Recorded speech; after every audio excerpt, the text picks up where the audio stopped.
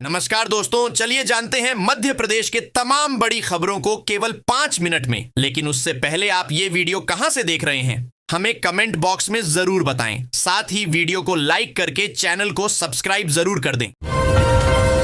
मुख्यमंत्री डॉक्टर मोहन यादव आज शहडोल में धनपुरी वाटर पार्क का फीता काटकर शुभारंभ किया। सीएम ने कहा कि इससे क्षेत्र के पर्यटन को रफ्तार मिलेगी। इस अवसर पर जनप्रतिनिधि एवं प्रशासनिक अधिकारी उपस्थित रहे। उन्होंने जैतपुर नगर को नगर परिषद का दर्जा देने की घोषणा की। इंदौर जिले में जारी मतदाता सूची विशेष पुनरीक्षण एसआईआर की प्रक्रिया में नो मैपिंग वाले मतदाता की सुनवाई की जा रही है। साथ ही तार्किक त्रुटि वाले मतदाताओं को सुनवाई के लिए बुलाने की अपेक्षा बीएलओ घर पहुंचकर निराकरण कर रहे हैं।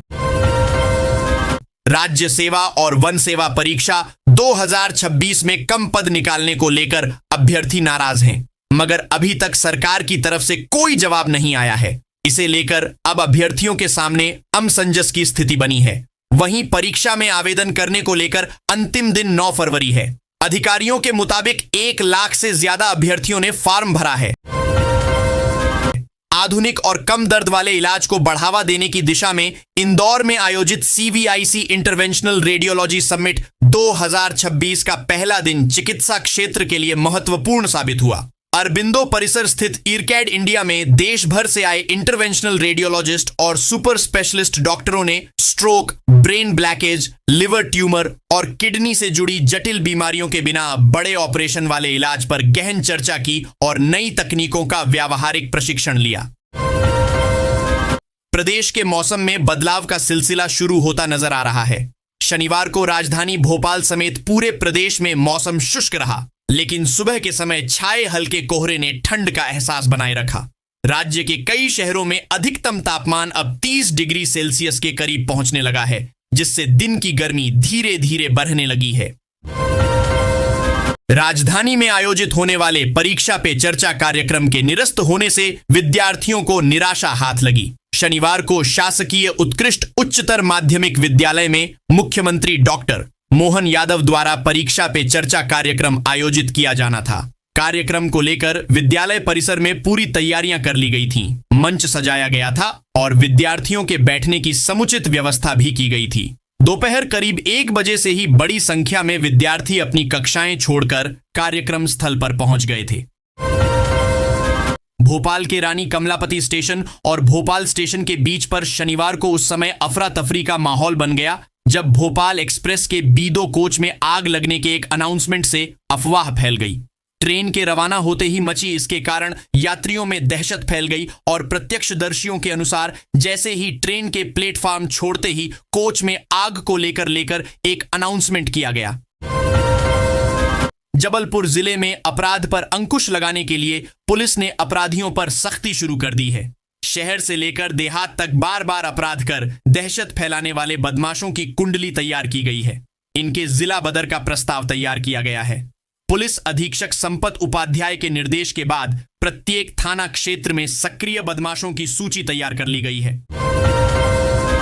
बोर्ड की 10वीं से 12वीं परीक्षाओं के लिए कुल 3,856 परीक्षा केंद्र बनाए गए हैं, जिनमें से 488 संवेदनशील केंद्रों पर जैमर लगाए जाएंगे। प्रमुख जिलों में इंदौर में 138 और मुरैना में 86 परीक्षा केंद्र बनाए गए हैं। राज्य के 55 जिलों में परीक्षाएं 10 फरवरी 2026 से आयोजित होंगी। आर्थिक अपराध प्रकोष्ठ ने जाय एजुकेशन सोसाइटी के चेयरमैन अखिलेश मेबिन के विरुद्ध एफआईआर दर्ज की है। मामला मेबिन को शैक्षणिक कार्य के लिए लीज पर आवंटित भूखंड के दुरुपयोग का है, जिस पर उसने अवैध तरीके से अस्पताल भवन का निर्माण कर लिया। तत्कालीन अधिकारियों से साठगांठ कर लीज पर दी गई सरकारी जमीन का मालिकाना हक भी अपने नाम कर लिया। केंद्रीय कृषि मंत्री शिवराज सिंह चौहान ने कहा है कि भारत अमेरिका ट्रेड डील में किसानों के हितों की पूरी तरह रक्षा की गई है। उन्होंने साफ किया कि खेती और डेयरी को नुकसान पहुंचाने वाले सभी उत्पाद समझौते से बाहर रखे गए हैं। सुप्रीम कोर्ट ने एमपी स्टेट बार काउंसिल के चुनाव 30 अप्रैल तक कराने का आदेश पारित किया है। यह चुनाव पंजाब हरियाणा हाई कोर्ट के पूर्व मुख्य न्यायाधीश RS झा की अध्यक्षता वाली उच्च स्तरीय कमेटी की निगरानी में होगा। दरअसल अखिल भारतीय संयुक्त अधिवक्ता मंच के अध्यक्ष चंद्र कुमार वलेचा ने 2025 में हाई कोर्ट में याचिका दायर की थी, जिनकी ओर से अधिवक्ता दीपक पंजवानी ने पक्ष रखा। एनओसी अनापत्ति प्रमाण पत्र के नाम पर हो रहे फर्जीवाड़े पर रोक लगाने के लिए इंदौर विकास प्राधिकरण IDA ने बड़ा कदम उठाया है। प्राधिकरण ने एनओसी जारी करने की प्रक्रिया को पूरी तरह से ऑनलाइन कर दिया है। मुख्यमंत्री डॉक्टर मोहन यादव रविवार को शहडोल जिले के सीतामढ़ी धाम में माता शबरी की प्रतिमा का अनावरण करेंगे। इस दौरान 767 करोड़ रुपए के विकास कार्यों का लोकार्पण, भूमि पूजन और हितग्राहियों को लाभ वितरण किया जाएगा। विश्वविद्यालय अनुदान आयोग UGC के नए कानून का जमकर विरोध हो रहा है। शाजापुर में भी रविवार को इसे लेकर सवर्ण एकता मंच के बैनर तले बड़ा प्रदर्शन किया जा रहा है, जिसमें विभिन्न सवर्ण समाजजन बड़ी संख्या में शामिल हैं। प्रदर्शन रैली के रूप में बस स्टैंड से शुरू हुआ है और अभी मुख्य मार्गों से रैली गुजर रही है। प्रदर्शन में शामिल लोग जमकर नारेबाजी कर रहे हैं। Madhya Pradesh junior doctors association MPJDA ने राज्य स्तरीय इकाई का गठन कर सरकार को स्टाइपेंड बढ़ोतरी के मुद्दे पर 15 दिन का अंतिम अल्टीमेटम दिया है। संगठन ने चेतावनी दी है कि तय समय में 1 अप्रैल 2025 से लंबित वार्षिक स्टाइपेंड वृद्धि लागू नहीं हुई तो पूरे प्रदेश में सामूहिक आंदोलन और हड़ताल की जाएगी। सवाल यह है कि क्या यह वही गंभीरता है जिसकी उम्मीद जनता एक संवैधानिक पद पर बैठे मंत्री से करती है, या फिर अब माफी भी एक राजनीतिक ड्रामा बनकर रह गई है? सवाल यह है कि क्या अब मंत्री को माफी मांगने के लिए भी स्क्रिप्ट की जरूरत पड़ने लगी है? 12 ज्योतिर्लिंगों में से एक में अब श्रद्धालु निःशुल्क VIP दर्शन का लाभ उठा सकेंगे। मध्य प्रदेश में मौजूद ओंकारेश्वर ज्योतिर्लिंग में प्रशासन ने एक अहम पहल शुरू की है। रक्तदान को बढ़ावा देने के लिए इस पहल को शुरू किया गया है। बता दें कि ओंकारेश्वर में आने वाले श्रद्धालुओं को रक्तदान करने पर निःशुल्क VIP दर्शन कराए जाएंगे। इसके लिए यहां एक स्थायी ब्लड डोनेशन यूनिट भी मंदिर परिसर में स्थापित की जाएगी।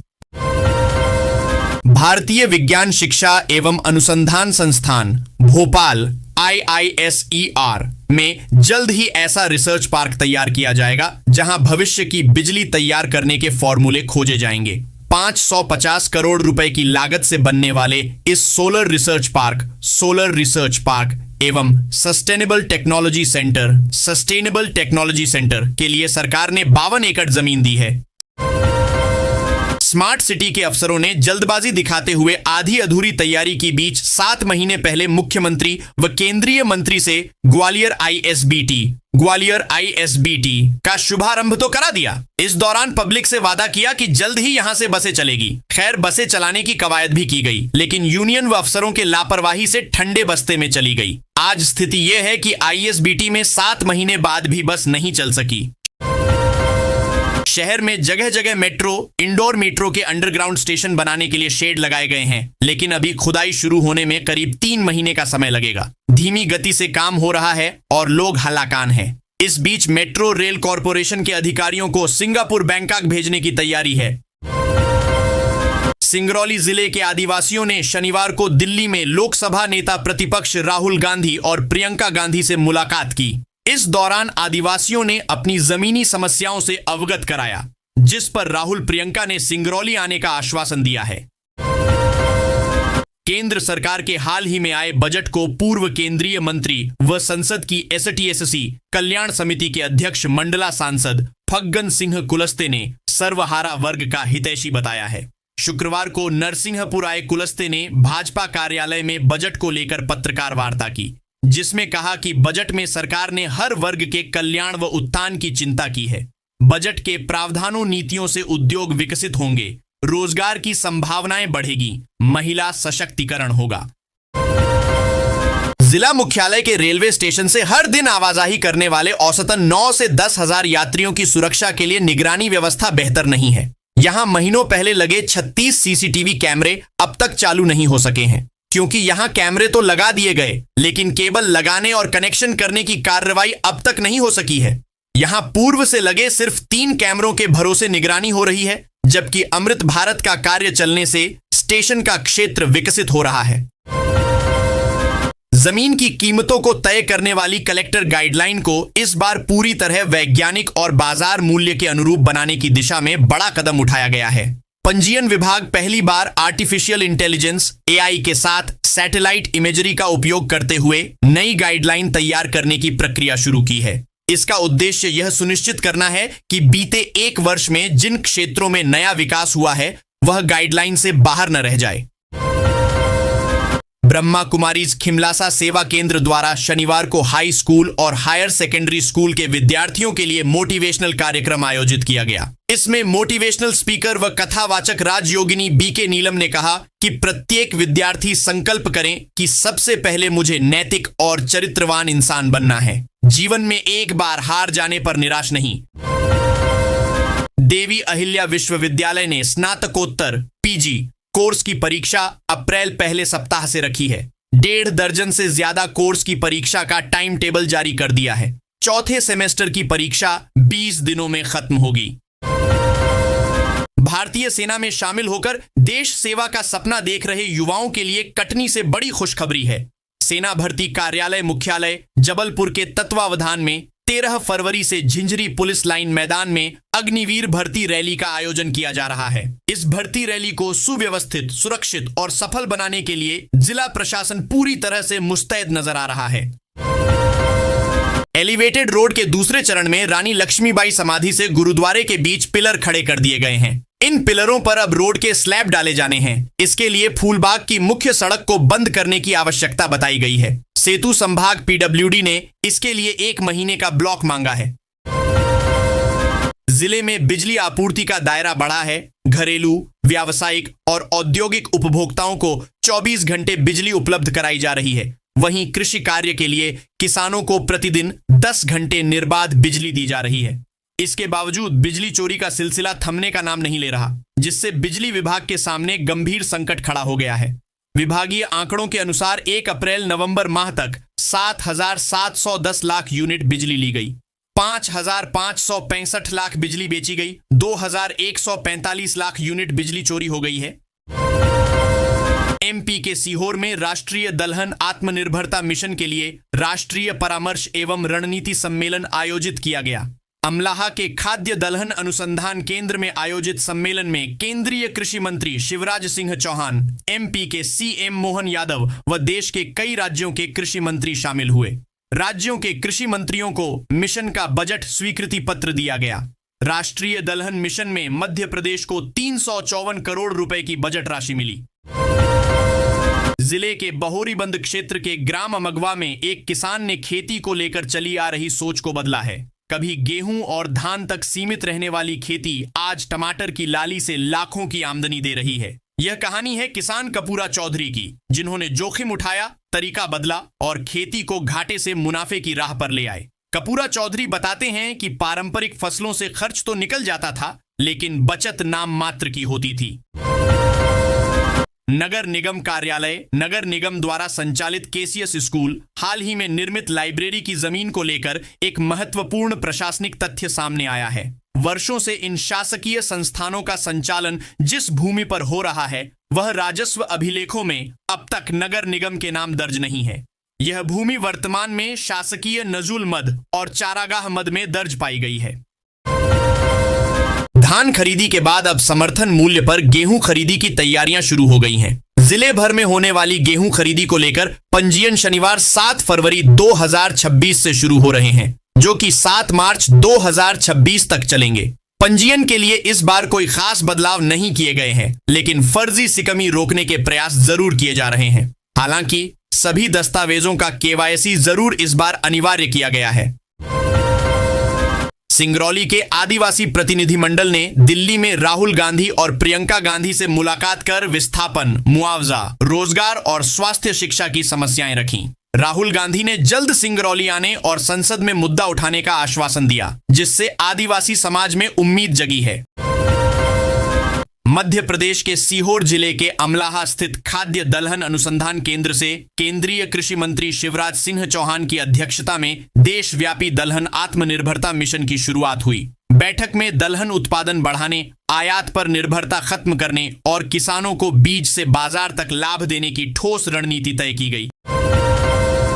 मध्य प्रदेश में 2 हफ्ते बाद कड़ाके की ठंड लौट आई है। कटनी, शहडोल और उमरिया सबसे ठंडे जिले रहे, जहां कटनी के करौंदी में तापमान 3.5 डिग्री तक गिर गया। प्रदेश के 13 शहरों में पारा 10 डिग्री से नीचे दर्ज हुआ। भोपाल, इंदौर, ग्वालियर और जबलपुर जैसे बड़े शहरों में भी रातें ठंडी रहीं। मौसम विभाग के अनुसार अगले 2 दिन तक ठंड का असर बना रहेगा। उज्जैन के विश्व प्रसिद्ध श्री महाकालेश्वर ज्योतिर्लिंग मंदिर में शिव नवरात्रि का पावन पर्व फाल्गुन कृष्ण पंचमी से श्रद्धा और भव्य धार्मिक अनुष्ठानों के साथ मनाया जा रहा है। महाशिवरात्रि तक चलने वाले इस उत्सव में विशेष पूजा अर्चना, महाअभिषेक, सेहरा दर्शन और वर्ष में एक बार होने वाली दिन की भस्म आरती का आयोजन किया जाएगा। फ्री सिलाई मशीन योजना महिलाओं को आत्मनिर्भर बनाने के लिए सरकार द्वारा चलाई गई एक महत्वपूर्ण योजना है। इस योजना के तहत गरीब और जरूरतमंद महिलाओं को मुफ्त सिलाई मशीन दी जाती है, जिससे वे घर बैठे रोजगार कर सकें। इससे उनकी आय बढ़ती है और परिवार की आर्थिक स्थिति मजबूत होती है। मध्य प्रदेश में एसडीडी डेक चौधरी करने के लिए किसानों की सहमति से जमीन अधिग्रहित की जाएगी। प्रदेश के उप मुख्यमंत्री राजेंद्र शुक्ल ने यह बात कही। उन्होंने सड़क निर्माण व अन्य कार्यों की समीक्षा की। उप मुख्यमंत्री राजेंद्र शुक्ल ने गुरुकुल विद्यालय से खैरा तक सड़क चौड़ीकरण कार्य का भी जायजा लिया। उन्होंने कहा कि यह सड़क रीवा एयरपोर्ट को सिलपरा बेला रिंग रोड से जोड़ देगी। इससे आसपास के सभी गांवों में जमीनों की कीमतों में इजाफा होगा। जिले के चंदिया नगर में जल प्रदाय परियोजना को लेकर सरकारी दावों और जमीनी हकीकत के बीच बड़ा फासला सामने आया है। Madhya Pradesh urban development company limited MPUDCL द्वारा दावा किया गया कि चंदिया जल प्रदाय परियोजना पूरी हो चुकी है और घर घर शुद्ध पेयजल पहुंच रहा है। लेकिन जैसे ही यह पोस्ट सोशल सामने, शासकीय कला व वाणिज्य महाविद्यालय में शनिवार को संभाग स्तरीय पिट्टू प्रतियोगिता का आयोजन किया गया। पारंपरिक खेल को खेलने में विद्यार्थियों का उत्साह नजर आया। पुरुष वर्ग प्रतियोगिता में सागर जिला की टीम विजेता एवं दमोह जिला की टीम उप विजेता रही। महिला वर्ग में सागर जिला की टीम विजेता व दमोह जिला की। मध्य प्रदेश के देवास जिले के खातेगांव तहसील से चौंकाने वाला मामला सामने आया है, जहां कुसुमानिया से दीपगांव के बीच स्थित गांवों में किराना दुकानों एवं गुमटियों पर धड़ल्ले से शराब की अवैध बिक्री का व्यापार तेजी से फल फूल रहा है। कच्ची पक्की अवैध शराब की बिक्री के विरोध में लाडली वाहनों ने मोर्चा खोल दिया है। उन्होंने जिला पुलिस अधीक्षक और डीएम के नाम ग्राम पंचायत मुख्यालयों पर पहुंचकर ज्ञापन सौंपकर शराब माफिया से निजात दिलाने की मांग की है। MP के मंत्री विजय शाह पर देश की शीर्ष अदालत शिकंजा कस चुकी है। सुप्रीम कोर्ट ने उनके खिलाफ अभियोजन के लिए राज्य सरकार को 15 दिन के भीतर निर्णय लेने के निर्देश दिए थे। इस गहमागहमी के बीच विजय शाह का बड़ा बयान सामने आया है। उन्होंने कर्नल सोफिया कुरैशी पर दिए अपने बयान के लिए एक बार फिर से माफी मांगी है। इंग्लैंड और नेपाल की टीम के बीच T20 विश्व कप 2026 का 5वां लीग मैच खेला गया। मुंबई के वानखेड़े स्टेडियम में खेले गए इस मैच में इंग्लैंड ने जैसे तैसे जीत हासिल की। आखिरी गेंद तक चले इस मैच में नेपाल की टीम को 4 रनों से हार का सामना करना पड़ा। आखिरी ओवर में नेपाल को जीत के लिए 10 रन चाहिए थे। सैम करन गेंदबाजी कर रहे थे। उन्होंने पहली 5 गेंदों में 4 रन दिए। आखिरी गेंद पर जीत के लिए नेपाल को 6 रन चाहिए थे, लेकिन सैम करन ने लो फुल टॉस डालकर मैच अपनी टीम को जिताया, जिस पर लोकेश 1 रन बना पाए।